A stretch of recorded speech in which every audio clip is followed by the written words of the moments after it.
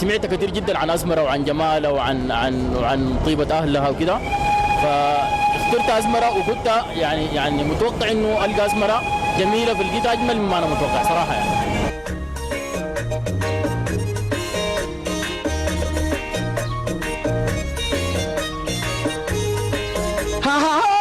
Shubisi mini tota idai kwasaba era dawiti benda hoy gale laba are tereya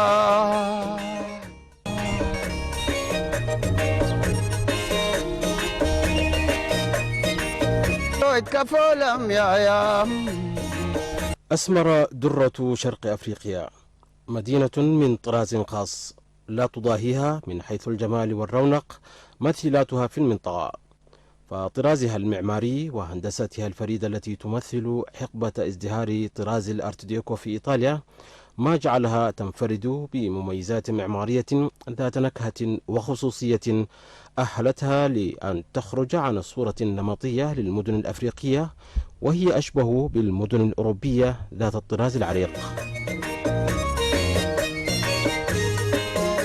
يا دوداي دايمت يا دور سلويت ايام هذا بيبرين يدوش سلم ابكي كان يا اريت يا. ومن عوامل الجذب السياحي للمدينة الأمن والسلام الذي ينشده أي زائر، فضلا عن الشعب المضياف والتنوع الثقافي.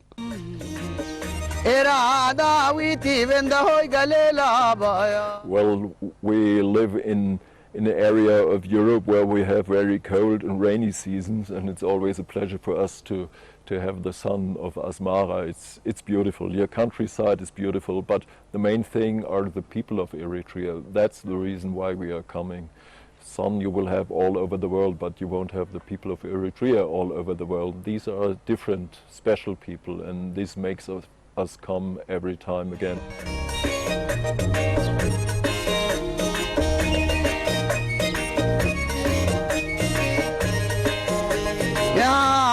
ونتيجة لتلك الصفات تستقطب أسمر الكثير من السياح الذين يزورون البلاد، حيث تتيح لهم المدينة التمتع بمناظرها الآسرة وهوائها العليل وهدوئها وطبيعة أهلها.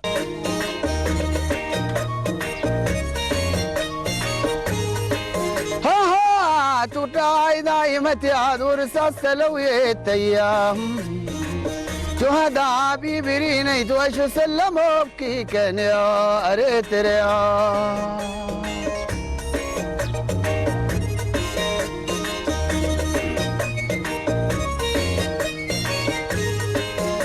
يا تطاي دايمت يا دور. إلا أن جمال المدينة لا ينحصر في روعة مبانيها التي تعتبر متحفا أثريا ثرا، فموقع المدينة على قمة الهضبة الإريترية أكسبها طقسا ربيعيا دائما، فضلا عن الطبيعة الجبلية الخلابة والتنوع البيئي المحيط بالمدينة، خاصة جبال الدرفو وأربع ربوع المكسوة بالخضرة والمشهورة بأشجار التين الشوكي المعروف محليا بالبلص، والتي تجود بسخاء خلال موسم الخريف بفاكهة وفيرة يغتات منها أهالي المنطقة ويصدرون الفائضة إلى جميع مناطق البلاد وخاصة العاصمة أسمرا.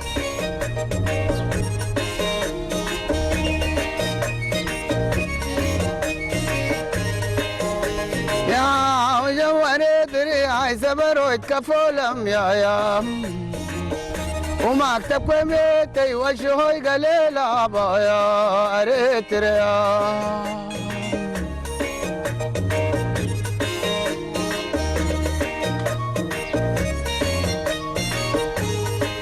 ها تطاي دايمت يا دور سلويت ايام شهداء بيبرين يدوش. جميلة شديد، أجمل ما فيها الخضرة طبيعية، الجو طبيعي بارد، مناظر جميلة جدا يعني ما كنت ذاتي بتخيلها بالطريقة، ويتمنى يعني أي زول يقدر يجي يزورها ويشوف المناظر اللي أنا شفتها دي. حقيقة يعني مناظر الجبال والخضرة دي حاجة جميلة شديد.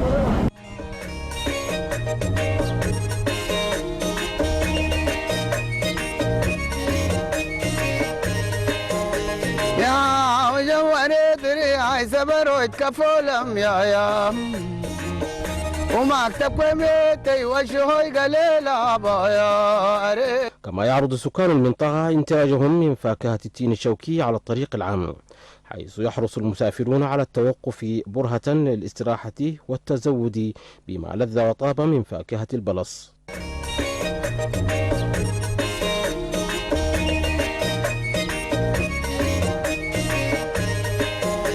يا وجواني دريعي زبرو اتكفولم يا وما اكتب ميتي وشهوي قليلا بايا أريت ريا.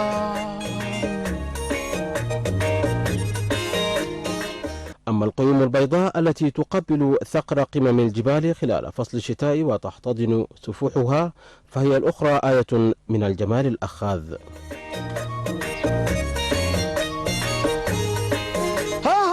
تعود السياحة الجبلية أو سياحة المناظر الطبيعية إلى القرن ال19 مع اكتشاف الجبل كمكان للاسترخاء وممارسة مختلف أنواع الرياضات الجبلية، وتتمتع إريتريا بالعديد من الأماكن والسلاسل الجبلية السياحية التي تتميز بخصائص فريدة نظرا لارتفاعها الشديد عن مستوى سطح البحر وامتلاكها مناظر طبيعية جذابة ورائعة لممارسة رياضة المشي والتسلق والاستجمام والتمتع بالمناظر الخلابة.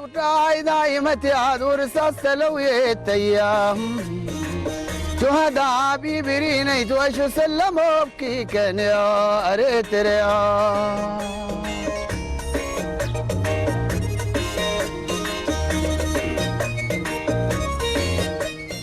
وتعتبر مناطق 4 ربوع ودرفو من أفضل الأماكن للتسلق والطيران الشراعي والقفز المظلي بفضل توفر المنحدرات الحادة والسحيقة الأعماق.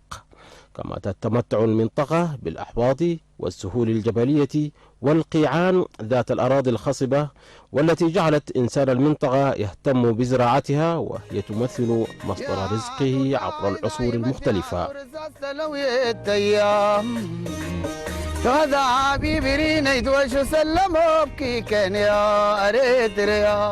وسياحة الجبلية ومنتجات الجبل الزراعي وعلى رأسها فاكهة التين الشوكي تعتبر مهمة بالنسبة لسكان المناطق الجبلية، كونها توفر لهم فرص عمل ومصدر رزق، مما يساعد على وقف نزيف الهجرة من القرية إلى المدينة بحثا عن فرص العمل.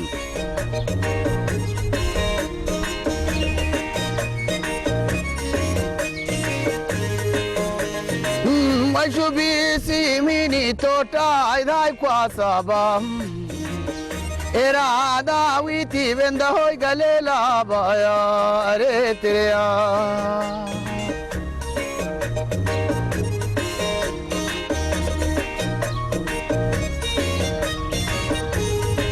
ها وشبيسي ميني توتا إذا كواسابا إرادا ويتي بنده هوي قليلا بايا أريتريا.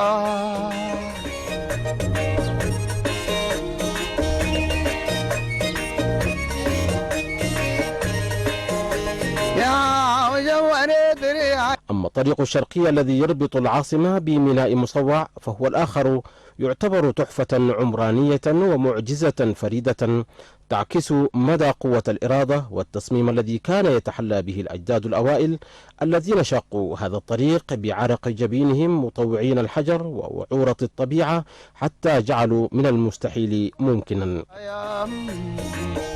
وما اكتب ميتي وشهوي قليلا بايا أريتريا.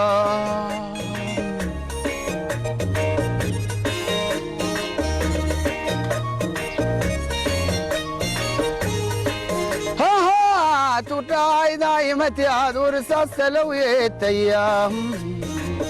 فمن يشهد تعرجات الطريق اللولبية ووعورة مسالكه ومتانة صخوره فينتابه شعور بالدهشة والإعجاب في ذات الوقت، فضلا عن الاعتزاز والفخر بالسواعد الإريترية التي شقت الطريق وخلفت للأجيال التي تلتها هذا الإرث التاريخي الذي سيظل محل إعجاب للكثيرين في المستقبل.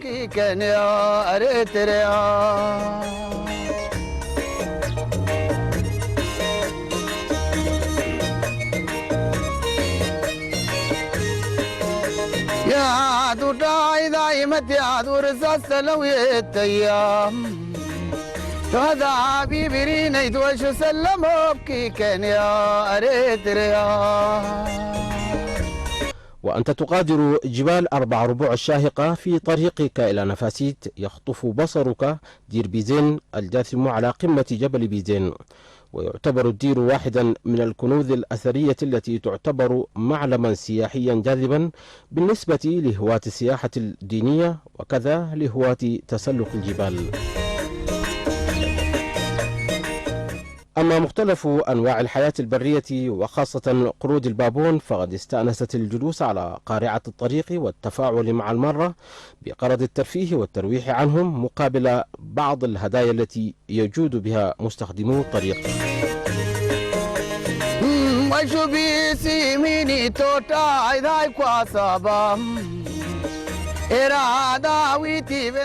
ومن المعالم والشواهد التي تدلك على أنك قد اقتربت فعلا من أطراف مدينة مصوع فهو مشهد الجسر الإسمنتي المقوس، وهو آخر الجسور الكونكريتية، حيث يشكل مع جسر السكة حديد الذي يمر بجانبه لوحة جمالية رائعة.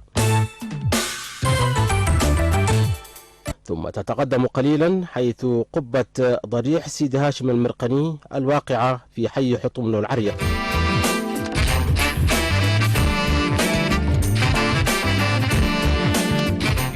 ومن أهم أحياء المدينة على اليابسة حي أماتري وعداقة والختمية والديس ألم، وهي جميعها أحياء شعبية مكتظة بالسكان، ولكن في هذا الموسم أي شهور الصيف الماطرة على الهضبة غالبا ما يقادر سكان المدينة إلى المناطق الماطرة في الهضبة، وذلك إما بغرض الزراعة الموسمية أو هربا من حرارة الجو التي تصل إلى معدلات عالية خلال الفترة من شهر مايو وحتى نهاية أغسطس من كل عام.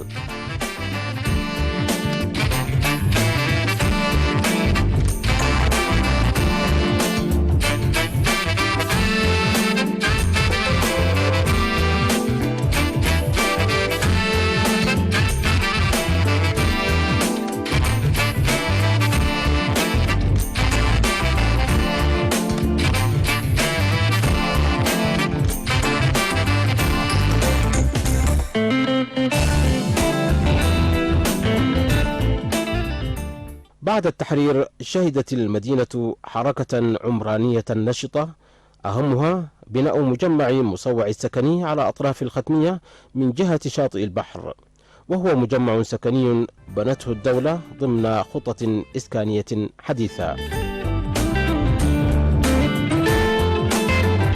كما تقع في نفس هذا المجمع المؤسسات الحكومية كإدارة إقليم شمال البحر الأحمر وإدارة مدينة مصوع، بالإضافة لمتحف التراث الذي يضم الكثير من التحف الأثرية النادرة لمختلف المراحل التاريخية.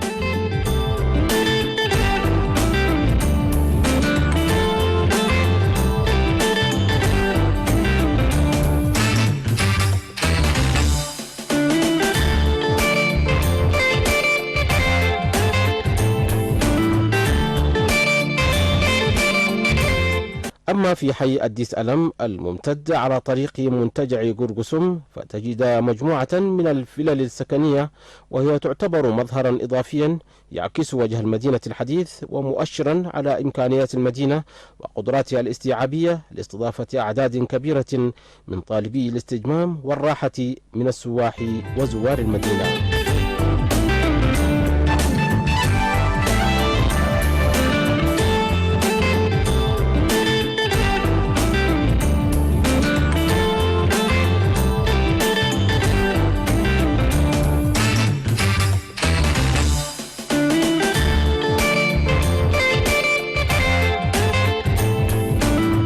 وبالإضافة إلى الأحياء المطلة على شاطئ البحر تتكون مدينة مصوع من عدة جزر، أكبرها الجزيرة التي تحمل اسم مصوع وهي المدينة القديمة.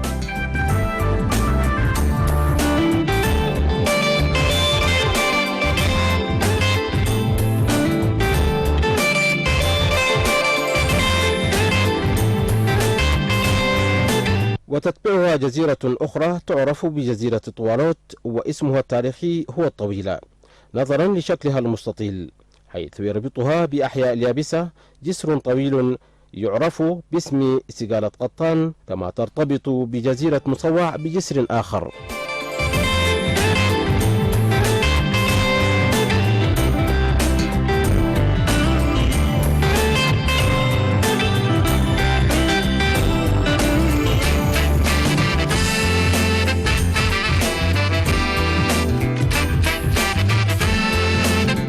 ومن المناظر الجميلة التي تجذب أنظار الزائرين مشهد تجمهر مراكب الصيد التقليدية، وهي راسية على الشاطئ المقابل لجزيرة طوالوت، وهي في انتظار فجر اليوم التالي للتحرك شرقا في عمق البحر بغرض الصيد.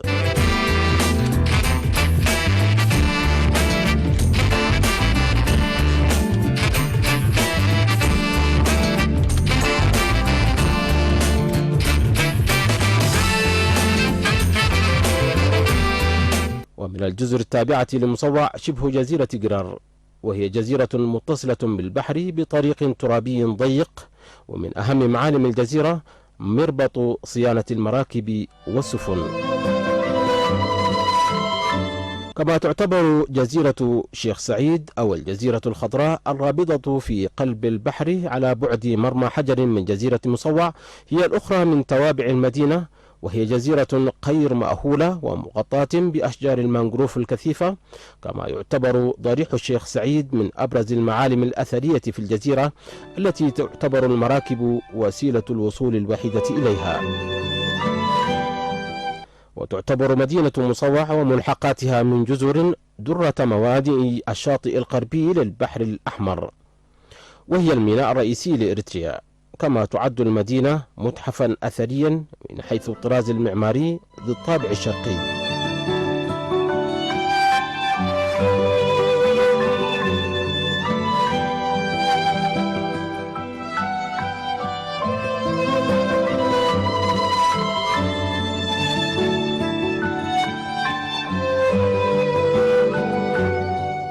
أفضل طريقة للاستمتاع بجمال المدينة أن يتجول المرء سيرا على الأقدام، حيث سيتمكن من اكتشاف جماليات المدينة من خلال أزقتها وحواريها الضيقة.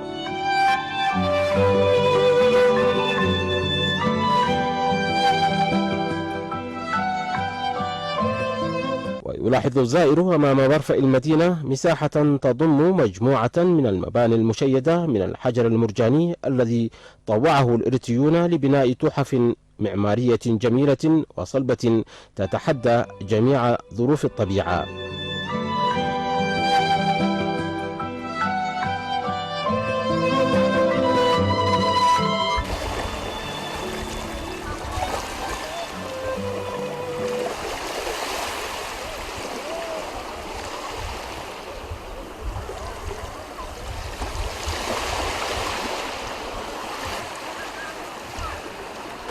وفي زمن يتزايد فيه الإقبال على السياحة البحرية بكل أشكالها عالميا لتصبح الخيار الترفيهي المفضل عند شريحة واسعة من السياح، فإن لمصوع أروع الشواطئ في العالم، وهو شاطئ قرقسم الذي يمتاز برماله البيضاء ومياهه الزرقاء النظيفة والخالية من كل الملوثات.